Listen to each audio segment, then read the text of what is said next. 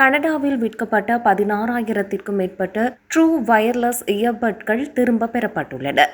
அவை அதிக வெப்பமடைந்து தீப்பற்றும் அபாயம் இருப்பதால் திரும்ப பெறப்படுவதாக தெரிவிக்கப்பட்டுள்ளது.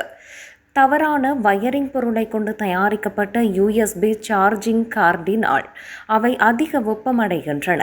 இந்த குறைபாடு சார்ஜ் செய்யும் போது இயர்பட்களை அதிக வெப்பமடைய செய்து தீப்பற்றும் அபாயத்தை ஏற்படுத்தும்.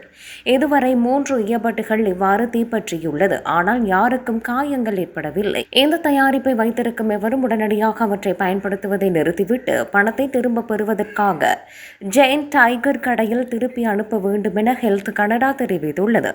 இந்த ஆண்டு ஜூலை 17 முதல் அக்டோபர் 14 வரை கனடாவில் மொத்தமாக 16,278 இயர்பட்கள் விற்பனை செய்யப்பட்டுள்ளன. இந்த காலகட்டத்திற்கு முன்பு வாங்கிய இயர்பட்கள் ஆபத்தானவை இல்லை என அறிவிக்கப்பட்டுள்ளது.